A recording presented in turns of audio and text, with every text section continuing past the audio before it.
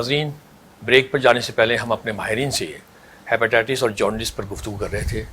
Programme के सिलसिले को आगे बढ़ाते हुए डॉक्टर गुलामुल्लाह लैल से फिर पूछते हैं कि हेपेटाइटिस बी में ट्रीटमेंट क्या किया जाता है? इंजेक्शन इंटरफेरॉन है या कोई और इलाज भी हो सकता है? जी डॉक्टर साहब। जी, ये बहुत ही अच्छा सवाल है, क्योंकि बहुत दफ़ा लोग ये सोचते हुए नहीं जाते डॉक्टर के पास कि टीका लगेगा, पेट पे लगेगा, दर्द होगा, बुखार होगा, जो कि पहले होता था कि सिर्फ इंटरफेरॉन इंजेक्शंस हैं। लेकिन अब ये है कि हेपेटाइटिस बी के लिए तो गोलियां भी मौजूद हैं, जो कि सिर्फ आप टेबलेट फॉर्म में दें और एक टेबलेट रोज़ाना खाने की है। हाँ, थोड़ा सा वक्त ज़्यादा खानी पड़ती हैं कि 6 महीने, साल, 2 साल या 4 साल, वो फिर डॉक्टर डिसाइड करता है, वो आपको डिसाइड नहीं करना है। वो जब आप डॉक्टर के पास जाते हैं तो वो मुख्तलिफ टेस्ट करता है, अल्ट्रासाउंड, खून के रिपोर्ट, और फिर उसके बाद एक डिसीजन मेकिंग होती है कि आपको कितने दिनों तक ट्रीटमेंट देना है। हाँ, इंटरफेरॉन अब इस सिचुएशन में दी जाती हैं कि हेपेटाइटिस बी के साथ हेपेटाइटिस डी भी हो, जो कि हम पहले भी बात कर चुके हैं कि डी अकेले से नहीं होता है, हेपेटाइटिस बी की मौजूदगी में होता है या उसके साथ ही होता है। तो जब हेपेटाइटिस डी यानी डेल्टा वायरस मौजूद होता है तब इंटरफेरॉन दिए जाते हैं, अदरवाइज़ सिर्फ ओरल ट्रीटमेंट हेपेटाइटिस बी के लिए काफ़ी होती है। और ओरल में भी अब काफ़ी अच्छे ट्रीटमेंट ऑप्शंस आ चुके हैं, जो कि इवन रीनल फेलियर का पेशेंट है, एल्डरली है, तो उनको भी दिए जा सकते हैं। उनमें कोई ऐसे साइड इफ़ेक्ट्स भी नहीं है जो कि बहुत ख़तरनाक हों। क्या इसका मरीज़ मुकम्मल ठीक हो सकता है हेपेटाइटिस बी का? जी, हेपेटाइटिस बी का मरीज़ मुकम्मल तौर पर ठीक हो सकता है, जो कि टेबलेट्स के साथ फिर वक्तन फ़वक्तन उनका पीसीआर यानी कि हेपेटाइटिस बी का पीसीआर चेक किया जाता है, तो पीसीआर नेगेटिव हो जाता है। बाज़ दफ़ा मरीज़ों का हो जाता है और वो डॉक्टर आपका रेगुलर फॉलोअप में रखेगा। 3 से 6 माह पे आपके पीसीआर रिपीट किए जाएंगे। जब पीसीआर रिपीट किए जाएंगे तो डिसीजन मेकिंग में और क्लैरिटी हो जाती है कि ये दवा कितने दिन और चलानी है। हाँ, दवा जैसे मैं पहले भी अर्ज़ कर चुका था कि जो है कुछ दिनों ज़्यादा लंबे ड्यूरेशन के लिए चलती है, बाज़ मरीज़ों को 3 साल या 5 साल खानी पड़ती है, लेकिन उससे मुकम्मल इलाज हो जाता है। और उस इलाज हो जाने से कई फ़ायदे होते हैं, यानी कि हेपेटाइटिस बी की वजह से जो जिगर का सिकुड़ना था या उसकी जो कॉम्प्लिकेशन थी या जिगर का कैंसर यानी हेपेटोसेलुलर कार्सिनोमा, वो सब प्रिवेंट हो सकते हैं। अच्छा डॉक्टर साहब, मैं आपसे पूछूंगा कि जिसने हेपेटाइटिस बी के लिए वैक्सीन लगवा लिया है, क्या उसे उसे पूरी ज़िंदगी फिर हेपेटाइटिस बी नहीं होगा? देखिए, हेपेटाइटिस बी की वैक्सीनेशन हिफाजती टीके लगवा देना चाहिए सब लोगों को। तो इससे ये है कि आपकी एंटीबॉडीज़ डेवलप हो जाती हैं। अच्छा, इसका ये ताल्लुक इसका कि कितने में वो वापस से हो सकता है, नहीं हो सकता है, ये वापस तो उमूमन नहीं होता ये। आपको जो है हर 5 साल में एक बूस्टर डोज लगाना होता है। अगर आपकी एंटीबॉडीज़ अगर सफिशिएंट अमाउंट में बन गई अगर आपकी, तो ठीक है, कोई इशू नहीं है। तो उसमें भी हेपेटाइटिस बी का उसके बाद होना मतलब फिर उस चांस नहीं होता। लेकिन जब वो हेपेटाइटिस बी जब एक दफ़ा वैक्सीनेशन हो जाए तो फिर उसके बाद प्रिवेंटिव है बेसिकली ये। इसकी कॉम्प्लिकेशंस कौन कौन सी होती हैं हेपेटाइटिस बी की? हेपेटाइटिस बी की कॉम्प्लिकेशन जो है लाइक इसमें जिगर का सरतान होना, गुनूदी होना, बेहोश होना, पेट में पानी भर जाना, पेट का फूल जाना, सही, या खून की उल्टी आना या काले पखाने आना, ये सारी इसकी जो है ना ये कॉम्प्लिकेशंस होती हैं। लीवर का टोटली फेल हो जाना भी है, इसके अलावा सिरोसिस और लीवर का टोटली फेल हो जाना भी है इसके और अंदर। लीवर वो साथ साथ गुर्दे भी ख़राब हो सकते हैं। इसमें बिल्कुल जो हेपेटोरीनल सिंड्रोम वगैरह आ जाता है, इसमें गुर्दे भी ख़राब हो सकते हैं। इसके अलावा जो है वो फेफड़ों में पानी भी भर सकता है, फेफड़े भी ख़राब हो सकते हैं इससे। एनकेफेलोपैथी भी हो सकती है। एनकेफेलोपैथी को बताया जो वो गनूदगी में जा सकता है पेशेंट जो है ना, तो ये इसकी कॉम्प्लिकेशन हो सकती हैं। इसके अलावा पेशेंट का जो है वो लाइफ स्टाइल वो बहुत चेंज हो जाता है। पेशेंट जो है वो कमज़ोरी फील करता है, लिथार्जी करता है, और उसमें जो है वो क्वालिटी ऑफ लाइफ जो है बिल्कुल बहुत डिस्टर्ब हो जाती है। तो ऐसे में फिर ये पेशेंट को यही कहा जाता है, या तो आप जो है वो लिवर ट्रांसप्लांटेशन करवा लें। लिवर ट्रांसप्लांटेशन यानी जिगर की पेवन करे करवा लें। ये जिगर निकाल के उसी बिल्ड का लिवर उसको डोनेट किया जाता है। डोनेट किया। वो अगर बेहतर ये कि वो उसमें मुकम्मल लीवर लगता है या पार्ट लगता है उसका? नहीं, जिगर का जस्ट पार्ट लगता है, उसी की बिल्ड का कोई दूसरा इसका इंसान उसके भाई से या उसके फैमिली मेम्बर्स में से कोई भी शख्स उसका जो है जिगर डोनेट करता है। उसमें जैसे उसका एक लोब लिया जाता है, एक लोब या कुछ हिस्सा वो लिया जाता है और कुछ उसके हिस्सा भी बाद लिया जा सकता है, डोनर को, रिसिपिएंट को दिया जाता है। मतलब एक लोब ना लें, कुछ हिस्सा भी लिया जा सकता है। उसमें से कुछ हिस्सा उसमें लिया जाता है। बेसिकली एक वॉल्यूमेट्री होती है, कितना कितना वॉल्यूम चाहिए होता है उसमें, तो उसका फार्मूला होता है बेसिकली जो है वो उसके अकॉर्डिंगली कैलकुलेट किया जाता है। अगर बच्चा है, अगर बच्चे को दे रहा है उसमें, तो एक लेफ्ट लोब, जो छोटा लोब है, छोटा लोब भी जो है वो छोटे बच्चे को तो सफिशेंट होता है, लेकिन जो बड़ा है तो बड़े के हिसाब से उसको एक पार्ट दिया जाता है उसमें कैलकुलेट करके। जी, जैसे डॉक्टर साहब ने बताया, इस तरह से तो है कि हम लिवर ट्रांसप्लांट जब कर रहे हैं तो हमारे पास दो थॉट प्रोसेस होते हैं। एक होता है लिविंग रिलेटेड लिवर ट्रांसप्लांट और दूसरा होता है deceased liver transplant. Deceased liver transplant यानी कि किसी का एक्सीडेंट में इंतकाल हो गया, वजह कोई और थी, जिगर उसका हेल्दी था, आपने लिया और वो किसी पेशेंट को लगाया। लेकिन इत्तेफाक से ये प्रैक्टिस हमारे मुल्क में अभी तक डेवलप नहीं हो सकी है और लिविंग रिलेटेड लिवर ट्रांसप्लांट काफ़ी हो रहा है मुल्क भर में, कई जगहों पे मौजूद हैं अभी भी। हमारे यहाँ सहूलत तो है इसकी। जी, हमारे यहाँ पाकिस्तान में भी सहूलत मैसर है, जबकि पहले सिर्फ एक इस्लामाबाद में हुआ करता था, लेकिन अब कराची में और अंदरून सिंध में भी लिवर ट्रांसप्लांट की सहूलत मैसर है। कराची में भी होता है, जी, कराची में भी multiple लिवर जगहों पे हो ट्रांसप्लांट रहा होता है। है और कई जगहों पर हो रहा है, जैसे सिंध में तो गम्बट में हो रहा है, गम्बट में हो रहा है, SIUT में हो रहा है, डाओ में हो रहा है। तो इस तरह से लिवर ट्रांसप्लांट कई जगहों पर हो रहा है। और जो जहाँ तक ये ताल्लुक़ था कि एक पार्ट लगता है, एक लोब लगेगा या एक हिस्सा लगेगा, वो वेट बेस होता है। जो रेसिपिएंट है उसका कितना वेट है उसके हिसाब से लगना होता है। अगर रेसिपिएंट का अपना वेट बहुत कम है तो वो एक लोब ना से लोब के एक पार्ट पे भी सरवाइव कर सकता है, वो एक परसेंटेज के हिसाब से मैं निकाल के लगाया। उससे फिर ये होता है कि बहुत लोगों का सवाल आगे से ये होता है कि डॉक्टर साहब अगर हमने जिगर दे दिया तो फिर हम क्या करेंगे पीछे, हमारी तो हम तो फिर वो हो ही नहीं, हम तो आधा लीवर हो जाएगा। लेकिन अल्लाह ताला ने एक वो खूबसूरत निज़ाम बनाया हुआ है कि लीवर जो डोनेट करता है, अल्लाह ताला उसका भी लीवर रीजनरेट कर देते हैं, और जिसमें लगाया जाता है उसका रिसिपेंट का लीवर भी खुद ही से रीजनरेट कर जाता है। तो इस तरह से जो डोनर को ना एज सच कोई उसको वो कॉम्प्लिकेशन उसमें नहीं होती हैं, उसकी छोटी मोटी कॉम्प्लिकेशन होती हैं वो अलग है, लेकिन जिगर देने से बहुत बड़ा वो उसमें नहीं हो जाता, उसमें नुकसान नहीं होता। जॉन्डिस में वो कौन सी खतरनाक स्टेज है जिसमें हुदूद की तारी होना शुरू हो जाती है? देखें, जॉन्डिस जो जैसे अभी भी हम पहले बात कर रहे थे, तो स्पेशली जब वायरल हेपेटाइटिस में या जो है मेटाबॉलिक डिजीज़ में जब क्रॉनिक लिवर डिजीज़ हो जाए और फिर उसके बाद एंड स्टेज लिवर डिजीज़ हो जाए।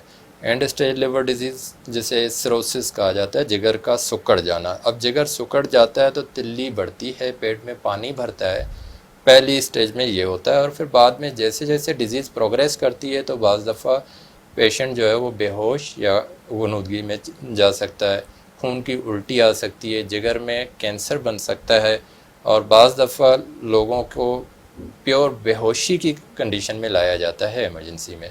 तो ये तब मैनेज होता है। करना जिगर का ज़्यादा फंक्शन बेसिकली होता है कि डिटॉक्सिफाई करे, जो जितने भी जो जहरीली मवाद या जो है उनकी डिटॉक्सिफाई करता है। लेकिन जिगर जब इस हद तक सुकड़ जाए और वो अपना फंक्शनिंग प्रॉपर ना कर रहा हो, तो उस वजह से जो है आपके जो एंजाइम्स हैं वो विदाउट डिटॉक्सिफाइंग वो आपके ब्लड में वो इंक्रीज हो जाते हैं लेवल्स, और ब्रेन फिर को वो आपके damage ब्रेन को डैमेज करते हैं उसमें। तो इसका ये नुकसान उस वक्त ही होता है। अब डॉक्टर साहब हम आते हैं हेपेटाइटिस सी की तरफ। ये हेपेटाइटिस बी से कितना मुख्तलिफ है और ये किन वजूहात से? जी, अब जिन वजूहात से मुख्तलिफ है, वो पहले तो हमें ये है कि सिमिलर कौन सी वजूहात पे है। सिमिलर ये है कि जिस तरह से हेपेटाइटिस बी ब्लड या ब्लड से बनी हुई और अशिया से लगता है, इसी तरह से ब्लड ट्रांसफ्यूजन या ब्लड रिलेटेड डिसऑर्डर से ये भी ट्रांसमिशन इसकी भी यूँ ही होती है। लेकिन हेपेटाइटिस बी और सी में जो है क्रॉनिक स्टेजेस जैसे जैसे जाती हैं तो सिमिलर हैं। हेपेटाइटिस सी में अच्छी बात यह है कि अब प्योरली सिर्फ ओरल ट्रीटमेंट्स मौजूद हैं और लिमिटेड टाइम ड्यूरेशन के लिए, 3 से 6 माह के लिए। अगर किसी का जिगर पहले ही सुकड़ चुका है या सुकड़ना शुरू हो चुका है, आया पेट में पानी भरा है या नहीं भरा, दोनों सिचुएशन में हमें 6 महीने तक इलाज देना है। लेकिन अगर सिर्फ हेपेटाइटिस सी मौजूद है और अभी जिगर सुकड़ा नहीं है तो हमें सिर्फ 3 महीने का इलाज है। और वो भी आजकल कॉम्बिनेशन टेबलेट फॉर्म में आ रही हैं, जो कि एक टेबलेट रोज़ाना खानी है, तो खाने में भी कोई मुश्किल नहीं है। और कॉस्ट इफ़ेक्टिविटी देखा जाए तो वो भी बहुत ज़्यादा नहीं है, जो कि पहले हुआ करती थी इंटरफेरॉन के ज़माने में भी, जो कि इंटरफेरॉन आप वो वाला लगवाएं कि हफ्ते में एक बार लग रहा है, तो पेशेंट को तकरीबन 24 से 25 हज़ार रुपये माहाना खर्चा करना पड़ता था, फिर वो भी 6 से 9 महीने खर्चा। और अब और उसकी तकलीफ़ भी बहुत ज़्यादा और उसकी तकलीफ़, फिर उसके साइड इफ़ेक्ट, उसके बाद बुखार आना और जो है पेट पे दर्द होना, इंजेक्शन की साइड लगाना, और फिर इंजेक्शन के लिए कहीं जाकर किसी से ट्रेंड स्टाफ से लगवाना, ये सब मसाइल थे। इसमें टेबलेट खाने में कोई ऐसा मसला नहीं है, टेबलेट मौजूद है, पानी मौजूद है, आप कहीं भी हैं, कैसे भी आप आराम से खा सकते हैं। और रहा कॉस्ट इफ़ेक्टिविटी का मसला कि ख़र्चा तो ज़्यादा नहीं है, बिल्कुल नहीं है इतना ज़्यादा जो कि इंटरफेरॉन के ज़माने में था। अब मुख्तलिफ़ कॉम्बिनेशंस में 3,000 से लेकर 8 से 10,000 रुपये माहाना खर्चा है, और जो कि 3 से 6 माह मैक्सिमम। तो पहले के मुकाबले में अब काफ़ी बेहतर हो गया है टेबलेट की मौजूदगी में। अभी जो हम डिस्कस किया हेपेटाइटिस बी और सी की वजूहत उनकी ऑलमोस्ट सेम है इनकी, हम लोगों ने अभी तक डिस्कस नहीं किया कि ए और ई तो हम लोगों ने डिस्कस कर लिया कि वो पानी, गंदे पानी पीने की वजह से होता है। बी और सी उमूमन होता है जो सिरिंजेस का जो गलत इस्तेमाल, तो पुरानी सिरिंजेस का जो इस्तेमाल होना, इसमें सी का ज़्यादा चांसेस होता है इंजेक्शन के थ्रू या सुई की? बी और सी दोनों का ही दोनों चांस का। ज़्यादा होता है, उसमें पॉइंट्स का कुछ ज़्यादा फ़र्क होता है। तो उसमें जो है वो बी बेसिकली जो है लोग इम्यूनाइज होते हैं, इसलिए उनको इतना वो नहीं होता। सी की इम्यूनिटी है ही नहीं हमारे इसका को, कोई तो वैक्सीन उस नहीं वजह आया। से जो है बिल्कुल, तो उसमें थोड़ा सा वो ज़्यादा सी का कोई वैक्सीन नहीं आया ना? सी का अभी तक कोई वैक्सीनेशन नहीं आया अभी जब हो जाए तो ट्रीटमेंट है। तक, तो उसका ट्रीटमेंट है। दूसरा है कि ब्लड ट्रांसफ्यूजन जब आप करवा रहे हैं, तो आप ये देखें जब ब्लड ले रहे हो तो कोई मयारी लैब वहाँ से जो ब्लड बैंक से आप वो ब्लड लें और लगवाएं। अगर आप बार्बर के पास जा रहे हैं तो उसके बाद आप अपनी कोशिश करें कि अपना ब्लेड जो है अपना खुद से अलग लेके यूज़ करवाएं, ताकि जो है वो किसी और का ब्लेड अगर वो हेपेटाइटिस बी या सी था उससे पहले, तो वो खुदा न खास्ता वो आपको कट लगता है तो आपको भी ना वो ट्रांसफ़र हो सकता है। जी, हमारे यहाँ ये बढ़ते हुए केसेस हैं हमारे मुल्क में खासकर हेपेटाइटिस की, इसको कैसे रोका जा सकता है? इसको हेपेटाइटिस बी को पब्लिक की अवेयरनेस बढ़ाई जाए इसमें। मास स्क्रीनिंग करके इसको नंबर 1 बिल्कुल आप सही कहा। अगर हम अवेयरनेस की बहुत लैक ऑफ अवेयरनेस लोगों को अभी भी जो है वो आप मालूम कर देखें, थोड़ा इंटीरियर में चले जाएँ या इवन शहरों में भी देखें अगर आप, तो लोगों का अभी एक ही कॉन्सेप्ट बना हुआ कि यार झाड़ करा लें, दम दुरुद करवा लें, तो उसी से जो है वो हेपेटाइटिस बी या सी जो है वो ये पीलिया ख़त्म हो जाएगा हमारा। तो पहले तो ये कि पब्लिक अवेयरनेस बहुत ज़रूरी है, लोगों को बात समझना ज़रूरी है। दूसरी बात ये कि मास स्क्रीनिंग की जाए। इसमें जो मिलियंस मार्च वो कहलाता है, जो हम हर साल वर्ल्ड हेपेटाइटिस डे बना रहे हैं, तो उसमें भी लोगों को एक्टिवली पार्टिसिपेट करना चाहिए। और इसमें मीडिया का रोल भी है, मीडिया इन चीज़ को अवेयरनेस करे कि हेपेटाइटिस बी कितना मुहल्लिक मर्ज़ है, क्योंकि ये एक जो है ना फरेबी कातिल है। इसमें सिम्टम्स सामने नहीं आते हैं। जब आपको जिगर सिरोसिस हो जाए या कॉम्प्लिकेशन हो जाए खतरनाक, तब जाके जो है उसको वो रिजल्ट सामने आता है, तो यह पता लगता है। तो अगर हेपेटाइटिस बी अगर पहले पता लग जाए, अगर इसकी वैक्सीनेशन की कर दी जाए थी, तो मरीज़ों को इनकी जो सिरोसिस और मजीद कॉम्प्लिकेशन से बचा जा सकता है। और जो है वो पानी प्रॉपर पिए, और जो है ये मैंने बताया जो भी ब्लड ट्रांसफ्यूजन, इन चीज़ों से रुक जाए तो ये इन्फेक्शन होने से बचा जा सकता है। अच्छा, मैं ये पूछूंगा कि किसी औरत को जो हामिला है, अगर उसे ड्यूरिंग प्रेगनेंसी अगर हो जाता है हेपेटाइटिस, तो उससे उसके क्या प्रॉब्लम्स आएंगी, उसको बच्चे पर भी और उस पर भी? जी, ये जो है बहुत ही अच्छे से डिटेल में बताया हुआ है कि हेपेटाइटिस बी अगर किसी खातून को है और वो हामला है तो ट्रांसफ़र बच्चे को हो सकता है, लेकिन उसको बच्चे को कैसे प्रिवेंट किया जाता है उसके लिए हमें इम्यून ग्लोबुलिन्स लगाने होते हैं at the time of birth till 12 hours.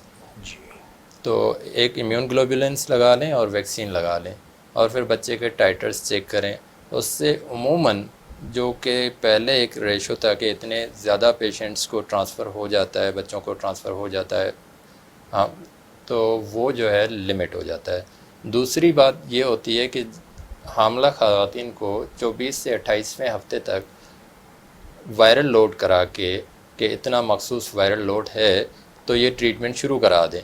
और वो ट्रीटमेंट जो है ऐसी हैं कि जिनका माँ और बच्चे पे कोई मौसर इफ़ेक्ट नहीं है। तो उससे भी जो रिस्क ऑफ ट्रांसमिशन है कि माँ से बच्चे को मुंतकिल हो जाए, ये बहुत ही हद तक गिर जाए। पहले जो 90% था चांस ऑफ ट्रांसमिशन, अब वो 10% से भी कम हो गया है। ये दो वजूहत की वजह से। एक, हामला ख़वातीन को आखिरी ट्राइमेस्टर यानी आखिरी सेमाई में गोलियां देना, दवाइयां देना, जो कि टेनोफेवर है या टेलबुविडिन है, और दूसरा बच्चे को एक्टिव एंड पैसिव इम्यूनाइजेशन देना। एक्टिव पैसिव इम्यूनाइजेशन हम कहते हैं वैक्सीन और इम्यूनोग्लोबुलिन्स को, इनका कॉम्बिनेशन देना पैदाइश से 12 घंटे के अंदर तक। तो तकरीबन हर जगह पे ये मौजूद है, तो फिर बच्चा सेफ हो जाता है। 12 घंटे के वक्त फिर से दे जाते हैं इम्यूनोग्लोबुलिन स्पेसिफिकली। डॉक्टर सर मैं आपसे पूछूंगा कि आज नवमौलूद बच्चों को अक्सर हो जाता है जॉन्डिस, अभी वो पैदा होता है ये दूसरे तीसरे दिन से जाहिर होना शुरू हो जाता है, इसकी क्या वजह है? हाँ बिल्कुल, बेसिकली जो ये बेसिकली तो फिजियोलॉजिकल जॉन्डिस पे कहलाता है। इसमें बच्चों में भी दो तरह के जॉन्डिस होते हैं, फिजियोलॉजिकल और दूसरा पैथोलॉजिकल।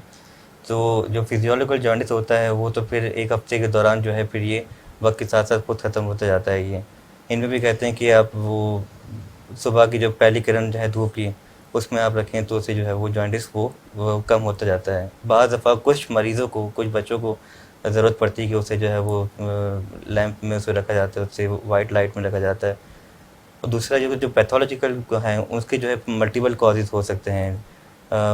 इसमें जो है आपका बिलियरी एट्रीजिया हो गया, आपका कोई मेटाबॉलिक डिसऑर्डर्स हो गए आपके, इसमें जो है वो ब्लड डिसऑर्डर हो गए, कुलियात का प्रॉपर ना बनना या ब्लड सेल्स का वो बहुत ज़्यादा टूटना, और या जो है वो उसमें भी जिगर हेपेटाइटिस है, विल्सन्स है, या कोई वजूहत हैं जिस वजह से वो बच्चों में वो हो सकती है और फिर वो परसिस्ट करती हैं और फिर उनको जो है वो फॉलो करने की ज़रूरत होती है, उनको वर्कअप करने की ज़रूरत होती है।